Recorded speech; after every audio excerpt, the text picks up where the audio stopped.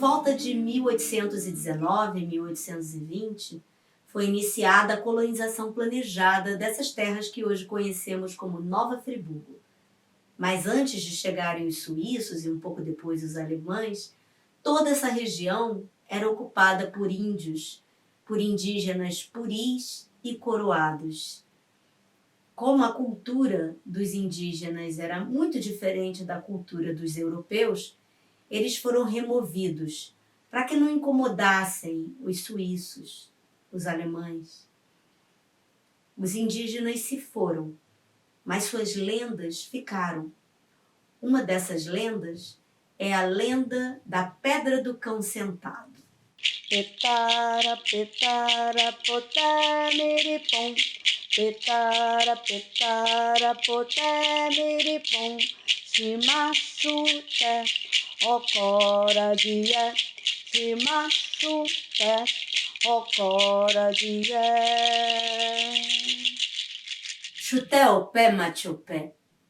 Era assim que os puris da aldeia de Opé o cumprimentavam todos os dias de manhã, quando o sol brilhava no céu. Opé era um menino. Ele tinha apenas 10 anos, mas já era muito habilidoso com o arco e com a flecha. Um dia ele estava ali, à beira do rio, caçando, quando ouviu algum animal agonizando dentro da mata. Na mesma hora ele entrou, se embrenhou nas matas para ver o que estava acontecendo e encontrou um xindé enrolado nos cipós.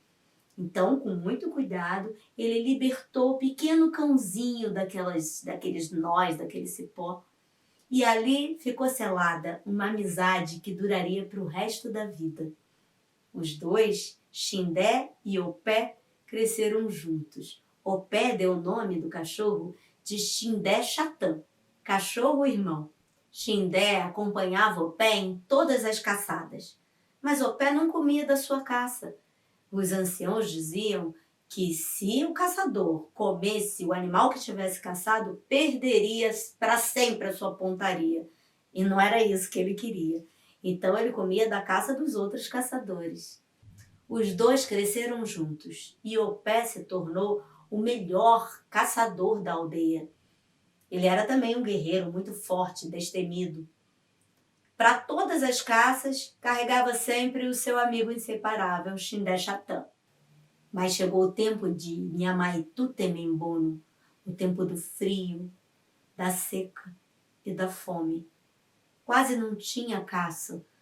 O fogo lambia todas as plantações, todas as matas. Sem chuva, o rio era só um filete de água. Também quase não tinha peixe. A aldeia tinha guardado algum alimento para tentar segurar até o final do inverno. Mas numa noite de lua cheia, uma onça ponã invadiu a aldeia e comeu toda a caça que estava guardada. E não fosse os olhares atentos da mãe, ela teria devorado também um pequeno bebê que dormia numa esteira. No dia seguinte, o conselho se reuniu e decidiu que Opé iria em busca da onça, para que ela não voltasse na aldeia e não colocasse em risco a vida das crianças e dos outros puris. Opé, sem dizer uma palavra, pegou seu arco, suas flechas e se embrenhou na mata, atrás da onça Ponã. Com ele ia o seu amigo inseparável, Xindé Chatã. Eles andaram durante todo o dia e já era noite estrelada quando pararam para beber um pouco de água. Tara, a lua cheia, brilhava no céu, reinando. Era uma noite silenciosa, mas se ouviu um quebrar de galhos. Xindé começou a latir e logo uma onça ponã pulou certeira em cima de Opé. Xindé tentou ajudar o seu amigo, mordendo a onça, mas foi arremessado a longa distância. Opé então falou: Xindé, volte para a aldeia, traga ajuda. E o seu cãozinho, o seu cachorro amigo e fiel, obedeceu. Voltou para a aldeia, mas só chegou lá no dia seguinte, já de manhã.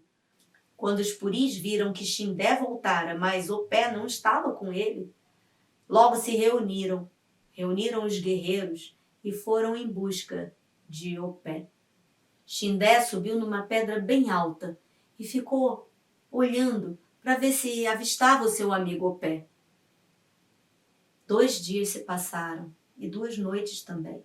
Os guerreiros voltaram, mas Opé não estava com eles. Xindé não sabia, mas Opé tinha se transformado em Turi, uma estrela brilhante do céu. Ele ficou lá mais 2 dias e 2 noites sem comer e sem beber nada. Na manhã seguinte, deu seu último latido. Então se ouviu um estrondo forte que ecoou por toda a aldeia. Um raio caiu certeiro na pedra onde Xindé estava. O dia se transformou em noite e os puris assustados saíram de suas casas para saber o que estava acontecendo.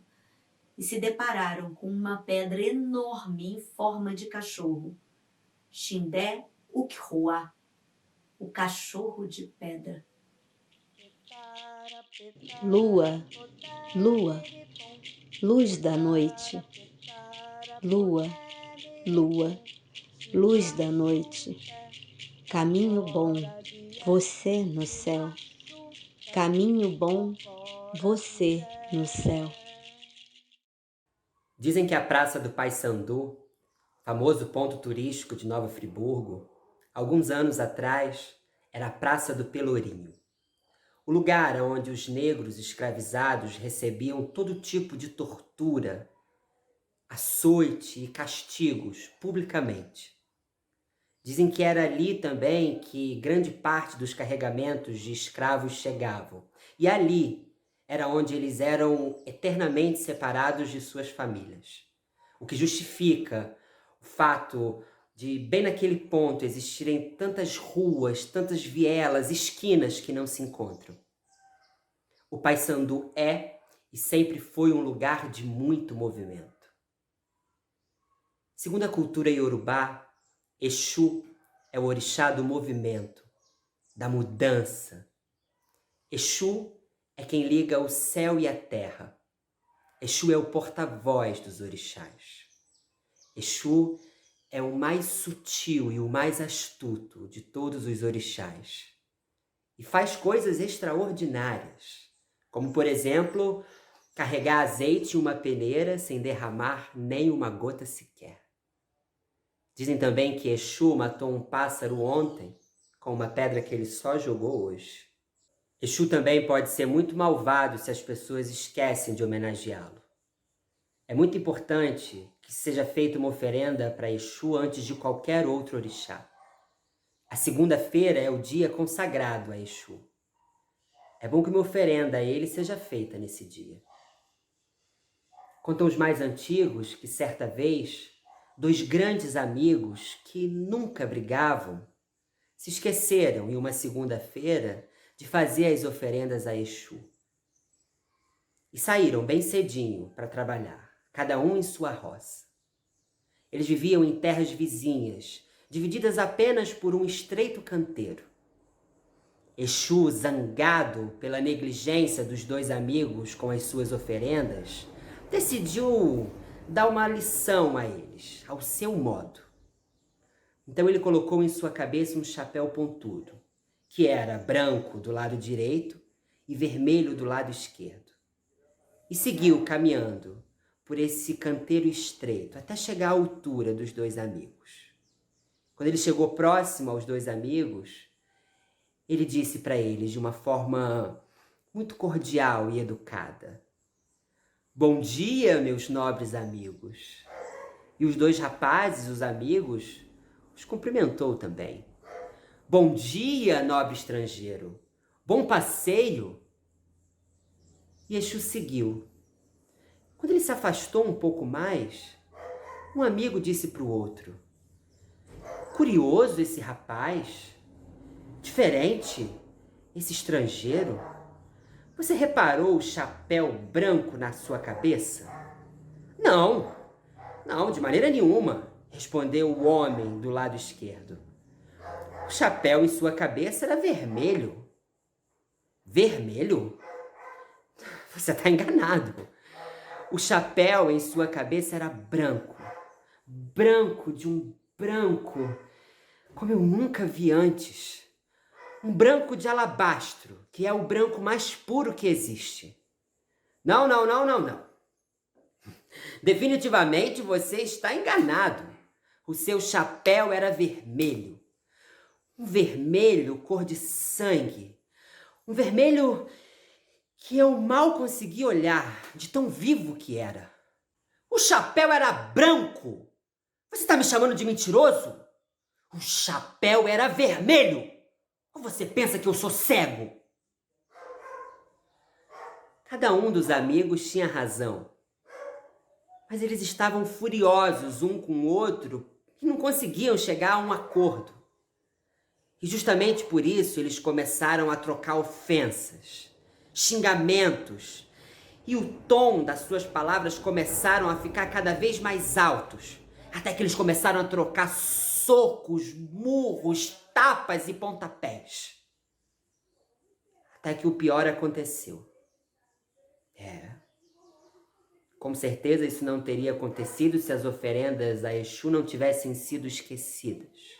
Pois Exu pode ser o mais benevolente de todos os orixás, se tratado com respeito e generosidade. Existe um jeito muito hábil de se conseguir um favor de Exu, que é lhe armar um golpe muito mais astuto que aqueles que ele mesmo arma. Certa vez, Alumã estava desesperado com uma grande seca. Os seus campos estavam secos e a chuva não caía. As rãs choravam de sede e os rios estavam cobertos de folhas secas caídas das árvores. Nenhum orixá invocado por Alumã ouviu as suas súplicas e os seus gemidos. Alumã então decidiu ofertar para Exu grandes pedaços de carne. Exu comeu desta oferenda com apetite. Acontece que Alumã havia temperado esta carne com um molho muito apimentado. Então Exu teve sede, uma sede tão grande que todas as águas de todas as jarras que ele tinha em casa e que tinham em casa os seus vizinhos não foi o suficiente para matar a sua sede.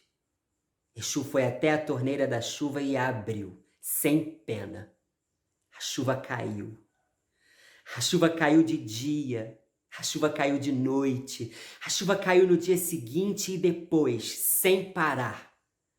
Os campos de Alumã voltaram a ser verdes e todos os seus vizinhos glorificaram o seu nome. Jarô, Jará, Jarô, Alumã, dono dos campos de milho cujas espigas são pesadas. Jarô, Jará, Jarô, Alumã, dono dos campos férteis, verdes e floridos. Jarô, Jará, Jarô, Alumã, dono dos campos, das plantações férteis de feijão, inhame e mandioca. Jarô, Jará, Jarô, Alumã.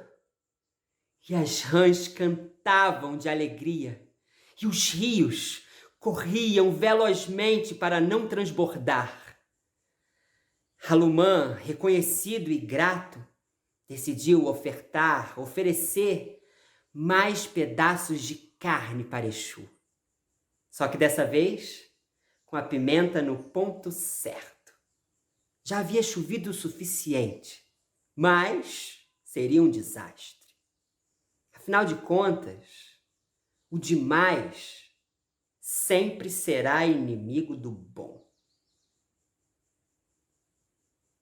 Assim eu disse, assim contei. Até a próxima. Aqui em Nova Friburgo tem uma montanha chamada Chapéu da Bruxa. Dizem que há muito tempo atrás morava por aqui um menino chamado Pedrinho Pedrão. Ele era muito alto, forte, corado, robusto. Um dia, Pedrinho Pedrão saiu de casa para ir à escola. E no caminho encontrou um pé de goiaba carregadinho. E as goiabas estavam tão macias, cheirosas, madurinhas, que ele resolveu subir no pé e comer as goiabas. E ele ficou lá comendo goiabas, o tempo foi passando e ele comendo as goiabas, quando por ali foi passando a bruxa Bruxonilda. viu aquele menino no pé de goiaba e pensou que aquele menino era ainda mais gostoso do que as goiabas e que ela queria comer o menino no jantar. Então ela disse assim: Pedrinho Pedrão, me dá uma goiaba da sua mãozinha, pois só de vê-la de água minha boca fica cheinha. E o Pedrinho Pedrão pensou que ele não devia descer do pé de goiaba de jeito nenhum, porque aquela bruxa estava querendo comer ele, não as goiabas. Então ele pegou uma goiaba grande, bem madura, e jogou para a bruxonilda. Mas a goiaba caiu no chão, bem onde a vaca tinha passado e deixado uma lembrança. A bruxonilda pediu de novo: Pedrinho Pedrão, me dá uma goiaba com a sua mãozinha, pois só de vê-la, de água minha boca fica cheinha. O Pedrinho Pedrão pegou uma outra goiaba e jogou para a bruxa, mas a goiaba caiu no chão, bem onde o cavalo tinha deixado um laguinho. E a bruxa tanto insistiu, pediu com aquela mesma cantilena que o Pedrinho Pedrão acabou descendo do pé de goiaba e levando uma goiaba com a mão dele para a bruxa. A bruxa abriu o saco e dentro do saco ela colocou não a goiaba, mas o menino. Amarrou o saco, colocou o saco nas costas e foi andando pelo caminho. Andou e quando chegou lá no alto daquele morro, ela morava lá e ela já estava no meio do caminho. Ela sentiu uma necessidade, sabe? Uma vontade urgente, daquela que ninguém podia fazer por ela. Então ela viu que tinha uma moita, foi para trás da moita e deixou o saco no chão, com o menino dentro. O Pedrinho Pedrão, que já vinha por todo o caminho, roendo a cordinha que amarrava o saco com seus dentes de ratinho, abriu o saco, aproveitando que a bruxa estava ocupada, saiu lá de dentro, colocou dentro do saco uma pedra bem grande e fugiu. Tratou de ir embora mais que depressa, deixando o saco bem amarrado. A bruxa, quando terminou o que estava fazendo, voltou, pegou o saco, colocou nas costas e foi andando na direção da sua casa. No caminho, ela achou aquele saco tão pesado e ela disse assim: Pedrinho Pedrão, ai de mim, você pesa feito um tijolão. Chegando em casa, o portão estava fechado e a bruxonilda olhou lá para dentro e chamou a sua filha. Margaridão, vem abrir o portão e prepara o caldeirão que eu vou cozinhar Pedrinho Pedrão. Margaridão abriu o portão para a mãe. Acendeu o fogo, colocou o caldeirão, a água para ferver, atiçou o fogo e quando a água estava fervendo, chamou a mãe. A mãe trouxe o saco. E despejando o conteúdo do saco na panela, lá de dentro caiu uma pedra e não um menino. A pedra pesada espalhou água fervendo para todos os lados, queimando as pernas da bruxonilda.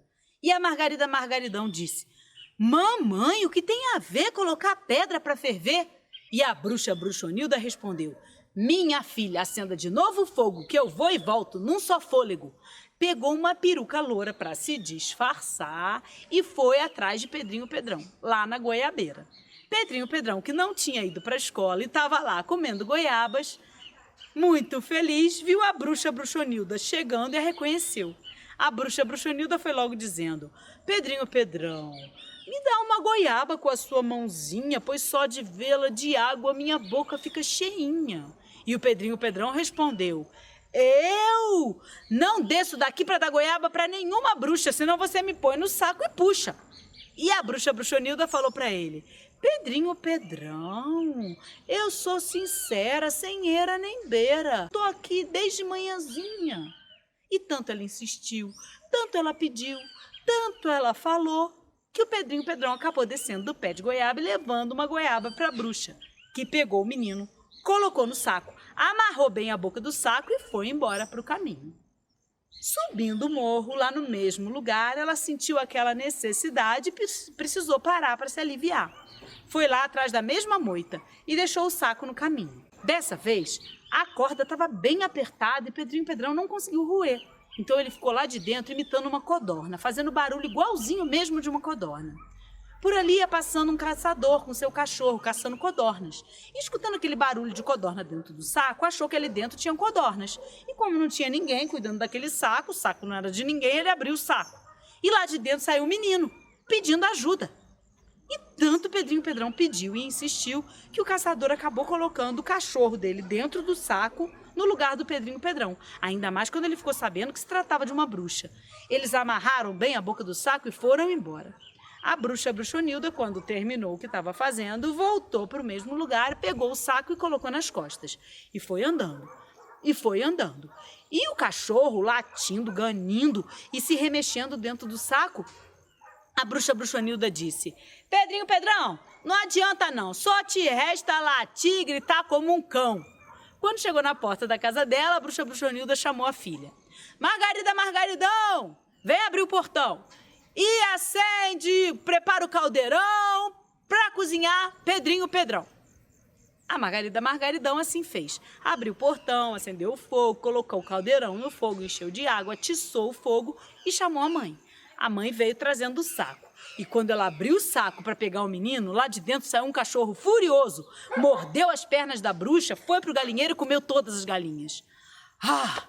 Margarida Margaridão, vendo aquilo, falou para a mãe: Mãe, socorro, pro jantar você trouxe um cachorro.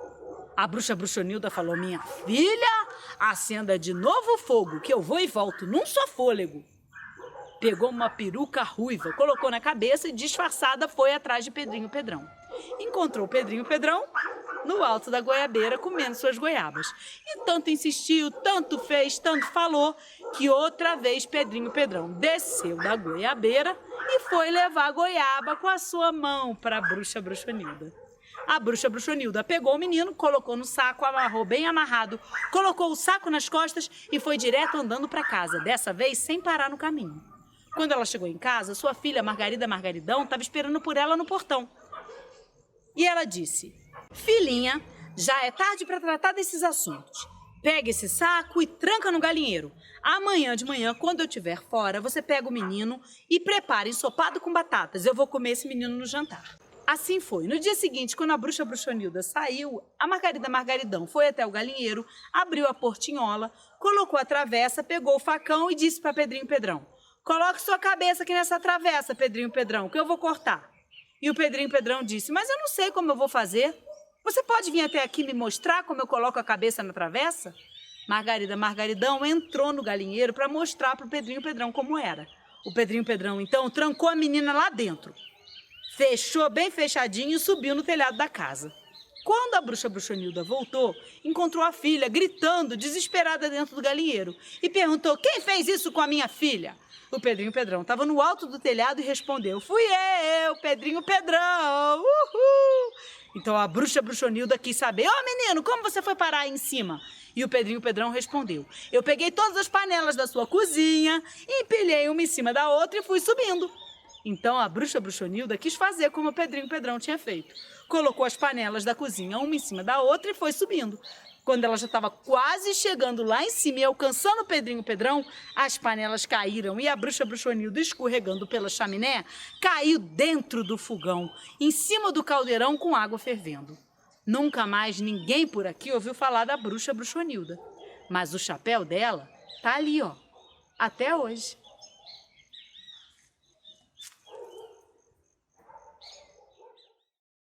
No suspiro da fonte saudosa, há 3 almas que gemem de dor, repetindo essa prece maviosa da saudade, do ciúme, do amor. É assim que a fonte do suspiro, um importante ponto turístico de Nova Friburgo, consta no hino de Nova Friburgo. O que mostra o quão importante ela é para o imaginário e para a cultura friburguense. A fonte do suspiro, ela existe desde a fundação de 1822, e sempre foi o principal ponto de abastecimento de água na cidade.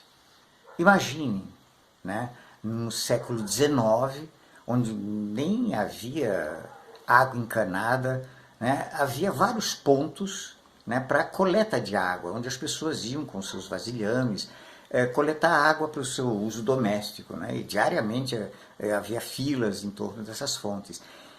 A fonte do Suspiro é uma delas e é a mais importante, porque ela ficava no centro da cidade, quer dizer, fica no centro da cidade, fica ali na Praça do Suspiro, que não se sabe se a Praça do Suspiro teve o nome pela fonte, a fonte teve o nome pela Praça do Suspiro, mas é provavelmente que a Praça do Suspiro teve o nome em função da fonte. né? Então é um ponto muito importante. E um ponto importante de sociabilização, né? Era um ponto de encontro das pessoas. Ali as pessoas se conheciam, conversavam, sabiam das novidades, né? Enfim, se informavam a respeito das coisas. Era um ponto importante, né? Na cidade. E em torno dele, né? Se criou também muitas lendas, se criaram muitas lendas, né? E uma das lendas mais conhecidas é a que falava dos turistas, né? Dizia-se que os visitantes, né, de Nova Friburgo que fossem à fonte e bebessem da água da fonte do Suspiro voltariam para a cidade, né? E sempre foi um ponto muito importante para encontro de casais, né? Como era um ponto de encontro das pessoas em si, de sociabilização, era um ponto de encontro de casais que vinham namorar junto à fonte, né? Existe um artigo num jornal do século XIX, daqui de Nova Friburgo, jornal local, eu não me lembro agora o nome, em que o cronista, muito indiscreto, ele faz uma descrição assim, que ele mesmo considera indiscreta, né? Em que ele fala, em que ele descreve, né, o namoro de um casal junto à fonte, né, os afagos, né, os carinhos, os abraços, os beijos, né, até o momento em que o casal então se afasta da ponte, né? É muito interessante isso.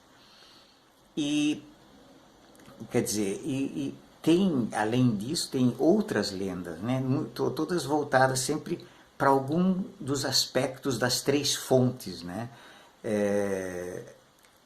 A fonte do Suspiro tem 3 bicas, né? E cada uma delas com nome: a bica da saudade, a bica do amor e a bica do ciúme, né? Então, existem histórias e lendas em torno disso, né? Conta-se, por exemplo, né, do casal que se conheceu na fonte, o rapaz e a moça se conheceram na fonte, né, começaram a conversar, depois começaram a namorar, né, chegaram a noivar. E um dia ele teve que sair por questão de trabalho, né, isso imagina, século XIX, não tinha muito correio, né, correio era difícil, hoje o correio é difícil, imagina naquela época. Então eles ficaram muito tempo sem se ver. E ela, todo dia, ia de tarde na fonte do Suspiro, né, que então é o aspecto saudade, ou, né, a fonte da saudade, a bica da saudade. Ela ia para amenizar a saudade que ela tinha do seu namorado, do seu noivo. O tempo passou, não havia mais notícias, não se ouvia mais falar dele. E um dia ela estava lá e conheceu um outro rapaz. E começaram a conversar. E quando eles estão conversando, então, aparece o noivo. E ele fica zangado, tem uma cena de ciúme, e briga com ela e tal. E aí, quer dizer, dá um problema, o outro rapaz não entende nada, não sabe o que estava acontecendo, cria-se toda uma situação aí, tem umas idas e vindas e tal, mas o casal acaba, afinal de contas, se entendendo, né, e voltando às pazes, né, e voltando, portanto, à fonte do amor. Existe uma outra versão da história que, na verdade, nos diz que o rapaz o rapaz entrou daquela forma, ciumenta, muito desesperado, com raiva, não sei o quê. E a moça, que era muito determinada, né, muito positiva e tal, e coisa, não gostou daquela atitude, simplesmente virou as costas e nunca mais quis falar com ele. Né? E nisso, então, acabou que ele, né, ficou então sendo o que ia todas as tardes na fonte curtir a saudade que ele tinha daquela sua namorada, noiva, né, e que tinha acabado de romper com ele daquela forma. Né? Assim, então são algumas lendas, alguns contos que existem em torno da fonte.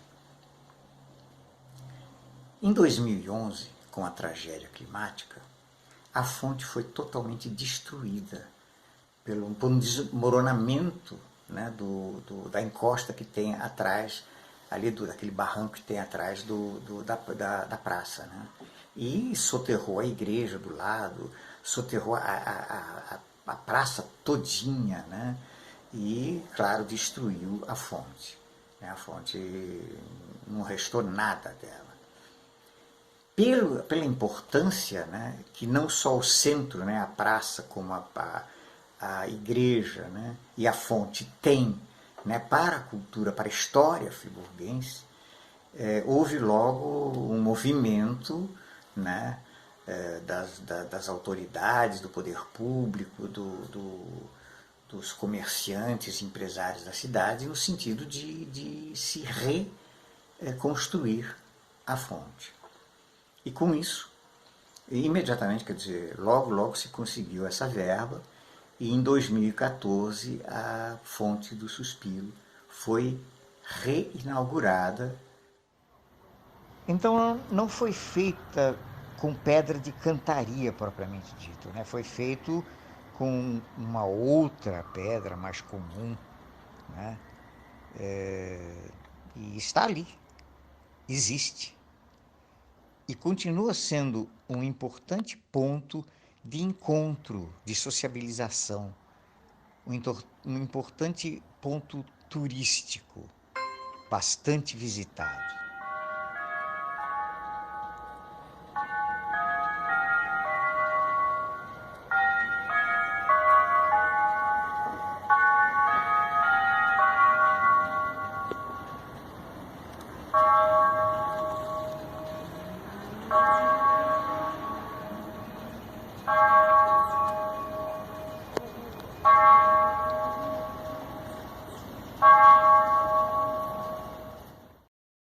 O Parque Estadual dos Três Picos localiza-se na região serrana do estado do Rio de Janeiro.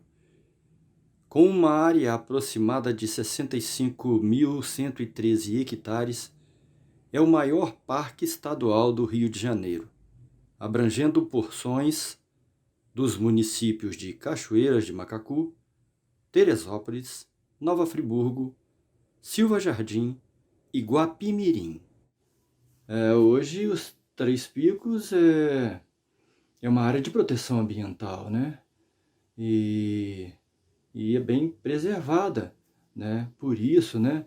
Preservada pelos nativos e também pelas instituições. Mas no passado, né, isso há 50, 60 anos atrás, as pessoas tinham como hábito, né, uma cultura, sei lá, uma tradição da caça, né? E caçavam mesmo, né, para se alimentar, né? Tem uma variedade grande, né, de animais e as pessoas caçavam, né? Era uma coisa até comum, né, a esse tempo todo atrás, né? E tinha um grande caçador naquela região, reconhecido, né? E ele mesmo gostava de se vangloriar, né? E falava para todo mundo que era realmente um grande caçador e falava, né, abertamente assim. E teve um período lá que ele foi para a cidade, né? E logo a primeira pessoa que ele encontrou, ele já foi falando: ó, moço, se o senhor gostar de carne de caça, é só falar comigo.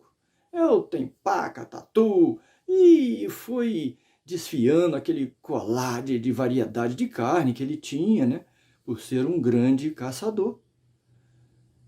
E o senhor estava conversando com ele, esperou ele falar. Ô moço, o senhor sabe com quem o senhor está falando? Pois eu sou fiscal do Ibama. E ele mais que depressa. E o senhor sabe com quem o senhor está falando? Com o homem mais mentiroso dessa região. Assim se deu. Ficou dito pelo não dito. E a vida continuou.